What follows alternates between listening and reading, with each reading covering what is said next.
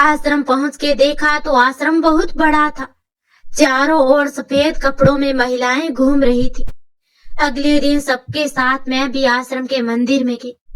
थोड़ी ही देर में एक महिला आके बोली, आज वो बड़े साहब आए हैं, सबको शॉल और मिठाई देने के लिए बुलाया है। सब वहां से चले गए, पर मैं वहीं बैठी रही। मेरा मन नहीं हुआ। मैं पूजा करते हुए भजन गाने लगी। वो बड़े साहब वो कोई और नहीं, अनिकेत और अनिकेत के पिता थे। अनिकेत के बड़े भाई की शादी के बाद बेटी हुई है, इसलिए यहाँ सबको मिठाई बांट रही। जब मैंने भजन गा के मैंने पीछे मुड़कर देखा तो वहाँ अनिकेत खड़ा था। सहरी बाबू, आप? मुझे देखकर उनके दुख का अंदाजा लगाया जा सकता था। वो पास आके बोले, कैसी हो सुमति? ये क्या हाल बना लिया है तुमने? मैंने रोते हुए सारी बात बता दी। अनिकेत को यह सुनकर बहुत दुख हुआ। थोड़ी ही देर में अनिकेत का ड्राइवर आ गया और बोला कि चलिए वकील बाबू, बड़े साहब बुला रहे हैं। अब वकील बाबू बन गए। अनिकेत मुस्कुराते हुए बोला, जी खानदानी पेशा है। पिताजी इस शहर के बहुत बड़े वकील है, भैया भी वकील है और भाभी समाज सेविका है। नारी सम्मान नाम की एक संस्था चलाती है, माँ भी उसी में उसका साथ देती है। अब मैं चलता हूँ, फिर मिलेंगे। मेरा वहाँ बिल्कुल भी मन नहीं लग रहा था। एक रात करीब 11 बजे दरवाजे पर दस्तक हुई। मैंने दरवाजा खोला तो आश्रम की एक महिला खड़ी थी। उसने मुझे और मेरे साथ रहने वाले कुसुम को आवाज देके बोला, चलो आश्रम की बड़ी दीदी बुला रही है। आज नहीं जाऊंगी, आज मेरी तबीयत ठीक नहीं है। ये बहाना बड़ी दीदी को बताना। मुझे कुछ समझ में नहीं आ रहा था, ये सब हो क्या रहा है। मैं और कुसुम उसके पीछे पीछे चल दी। बड़ी दीदी के यहाँ पहुंचकर देखा तो 2 आदमी बैठी थी। दीदी ने हम दोनों से बोला, बाहर बस खड़ी है, जाओ उसमें बैठ जाओ। मैं आश्चर्य से बोली, दीदी हम कहाँ जा रहे हैं इतनी रात को? मेरा सवाल सुनकर वो गुस्सा हो गई और कुसुम, इतने दिनों से ये तेरे साथ रह रही है, तूने इसे कुछ बताया नहीं? मुझे सवाल करने वाले लोग बिल्कुल पसंद नहीं है। जरा रास्ते में कुसुम बता देगी। रास्ते में कुसुम ने बताया कि हमसे ये जबरदस्ती वेश्यावृत्ति करवाते हैं। जो भी इनका विरोध करता है उन्हें मारकर आश्रम के पीछे वाले बगीचे में जला देते हैं। हम कहीं और नहीं जा सकते। परिवार वालों ने पहले ही हमें त्याग दिया। मेरी तो ये सब सुनकर पैरों तले जमीन खिसक गई। मैं कैसे भी वहां से निकलने का सोच रही थी। मुझे कुछ भी समझ में नहीं आ रहा था। अब इस मुसीबत से कैसे निकले? सभी महिलाओं को होटल के अंदर भेज दिया गया। एक एक करके सभी महिलाओं को अलग अलग कमरों में भेजने लगे। जहां पहले से कोई न कोई आदमी मौजूद रहता, मुझे भी एक कमरे में ले गए। मैं बहुत रोई, गिड़गिड़ाई, पर उनको मेरी बात से क्या फर्क पड़ता। मैं जैसे ही कमरे में पहुंची, वहां अधेड़ उम्र का आदमी था। मैं बुरी तरह से डर गई। मैंने उसके आगे हाथ जोड़े, बोली कि मुझे जाने दो, रहम कर दो। उसने कहा कि पूरे 45,000 रुपए दिए हैं तेरे। मैंने उसे बहुत जोर से धक्का दिया और वो दीवार से टकरा कर बेहोश हो गया। मैं वहां से रोती हुई भाग गई और भागे जा रही थी। मुझे समझ में नहीं आ रहा था कि मैं कहाँ जाऊं। मैंने सोच लिया था मैं खुद को खत्म कर दूंगी। मैं भागते हुए पुल पर पहुंची। मुझे इन सब में खबर ना थी कि कोई कार वहां आकर रुक गई है। मैं जैसे छलांग लगाने की होती, कोई हाथ मुझे जोर से पकड़े हुए होता है। मुझे बचाने वाला हाथ अनिकेत का था। अनिकेत और उसका बड़ा भाई अजय दोनों ही पास के शहर से घर लौट रहे थे। रास्ते में सफेद साड़ी में किसी औरत को देखकर उन्हें शक हुआ कि कोई आत्महत्या तो नहीं करा। अजय ने उसके पास कार रोक दी और तुरंत बचाने के लिए आ गए।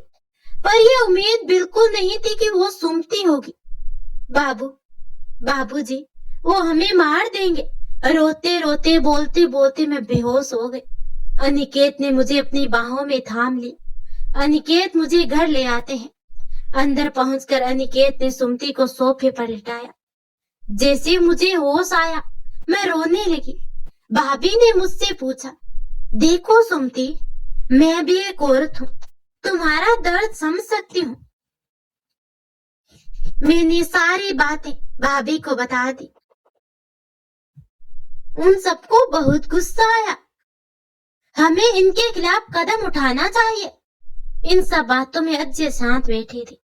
अजय को सोचकर बोला, वो आश्रम राजनीति के जाने माने नेता गिरवर जी का है। वो पिताजी के अच्छे दोस्त भी है। उनके खिलाफ लड़ना आसान नहीं होगा। नहीं, मैं उस आश्रम में नहीं जा सकती। इससे अच्छा तो मैं जहर खा लूं। मेरी बात सुनकर अनिकेत बोला, नहीं, तुम यहाँ ही रह लेना, मत जाना वहां। नहीं, मैं यहाँ भी नहीं रह सकती। देखो, मैं संस्था चलाती हूँ, तुम वहां पर रह सकती हो। वहां और भी महिलाएं रहती हैं। मुझे ये बात ठीक लगी। भाभी ने मुझे कुछ कपड़े पहनने को दिए, मुझे आराम करने के लिए कमरे में सुला दिया और वह तीनों इस समस्या के समाधान के बारे में सोचने लगे। सबको बस पापा का इंतजार था। कहीं पापा मना ना करते, बस इस बात का डर था। जैसे तैसे रात बीत गई। सुबह अनिकेत मुझे नैना द्वारा बनाए गए संस्था पर ले गया। आज शाम पापा आएंगे, उनसे बात करने के बाद बताएंगे कि आगे क्या करना है। मुझे वहां छोड़कर अनिकेत वहां से चला गया। मैं उस संस्था में घूमने लगी। मैंने देखा कि वहां की कुछ महिलाएं सिलाई और कढ़ाई कर रही थी। मेरे अंदर एक उम्मीद की किरण जागी। अपनी आगे की पढ़ाई को पूरा करने और पढ़ाई के खर्च के लिए संस्था में काम करने का विचार बनाया। इधर उन्होंने पापा से इस बारे में बात की। पापा ने बताया कि हमारा पक्ष की मजबूती के लिए बहुत ठोस सबूत चाहिए। आश्रम की अगर आधी महिलाएं भी एकजुट होकर इनके खिलाफ बयान दे दे तो बात कुछ बन सकती है। बाकी तुम्हारी मर्जी बेटा, मैं इस फैसले में तुम्हारे साथ हूँ।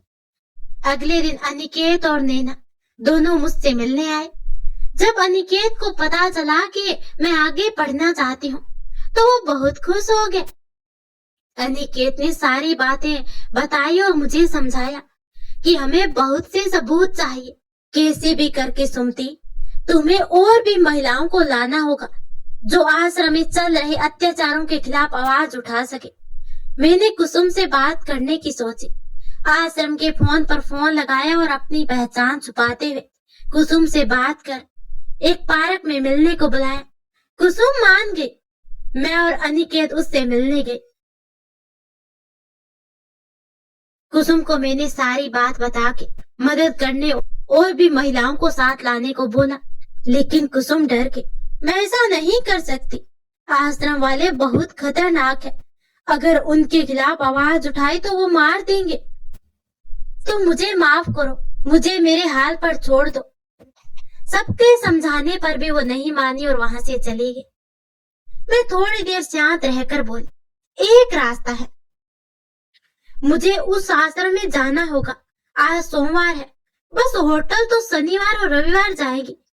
इससे पहले मैं वहां से कुछ न कुछ सबूत ले आऊंगी कि नहीं सुमति, ये बहुत खतरनाक होगा, पर हमारे पास यही रास्ता है। अनिकेत बहुत मुश्किल से माना इन सब के लिए। अनिकेत ने सारा प्लान मुझे समझा दिया। मोबाइल और कैमरा कैसे सेट करना है, सब कुछ मुझे समझा दिया। ना चाहते हुए भी मुझे वहां जाना पड़ा। मैं आश्रम पहुंची। मुझे माफ कर देना, मुझे पता चल गया है कि मेरा कोई नहीं है। यहाँ से भाग के मैं भैया भाभी के पास गई। उन्होंने मुझे घर में नहीं बढ़ने दिया। मुझे माफ कर वापस अपनी शरण में ले लीजिए। चलो अच्छा है, तुम समझ गई सब। तुम लोगों को ऐसे ही जीना है। इस बात को जितना जल्दी हो सके समझ लो। आधी रात को मैं सबसे बच के वहां के उस कार्यालय में पहुंची जहां सारे दस्तावेज थे। मैंने जो जरूरी फाइल थी वहां से उठा ली और बाहर आकर वो फाइल और पेपर अनिकेत को दे दी। वेल डन सुमति, अपना ध्यान रखना। वार्डन मैडम ने कुसुम से बोला, सुमति को ऑफिस में भेजो, कुछ बात करनी है। मैंने देखा कि वो दोनों लड़के वहीं पर बैठे थे जो उस दिन आए थे। मैंने अपना माइक्रो कैमरा ऑन किया और ऑफिस में गई। देखो सुमति, तुमने पिछली बार बहुत नुकसान कर दिया। सेठ जी बहुत गुस्सा थे। जी मैडम जी, अब मैं चलूंगी। वैसे भी मैं कर भी तो क्या सकती हूँ। पर सेठ जी कौन है जिन्हें मैंने नाराज कर दिया? तुम सेठ जी को नहीं जानती? सेठ गिरिवर जी, वही तो इन सबके करता धरता है। सिर्फ इसी शहर में नहीं, जहाँ जहाँ उनके आश्रम है, सब जगह ये होता है। मेरे कैमरे में सब रिकॉर्ड हो रहा था, जो सीधे अनिकेत अपने लैपटॉप में देख रहा था। मैंने बहुत मेहनत और कठिनाई से बहुत से सबूत इकट्ठे किए थे। आधी रात बस की आवाज से मेरी आंख खुली, तो मैंने झट से कैमरा ऑन करके बस के पास छुपते छुपते पहुंची। देखा तो बस से किसी सफेद साड़ी में लिपटी कोई लाश निकाल सीधे जंगल की ओर ले जा रही थी। मैंने उनका पीछा किया। जंगल में पहुंचकर देखा कि वहां उसे दफन कर रहे थे। उस समय मुझे बहुत डर लग रहा था। मैं वहां से बचकर सीधे अपने कमरे में जाकर लेट गई। कहाँ गई थी, क्या हुआ? मैंने सारी बात बताई। हाँ, यहाँ अगर कोई ज्यादा उम्र का हो जाए तो उसे ऐसे ही गाड़ देते हैं। कल तो शनिवार है, तुम सुबह यहाँ से चली जाना। नहीं दीदी, मैं नहीं जाऊंगी। मैं इन्हें रंगे हाथ पकड़वाना चाहती हूँ। मैं पहले ही अनिकेत को बता दूंगी, वो पुलिस लेके होटल आ जाएंगे। साथ ही उन लोगों को भी पकड़ेंगे जो इन सबको बढ़ावा देते हैं।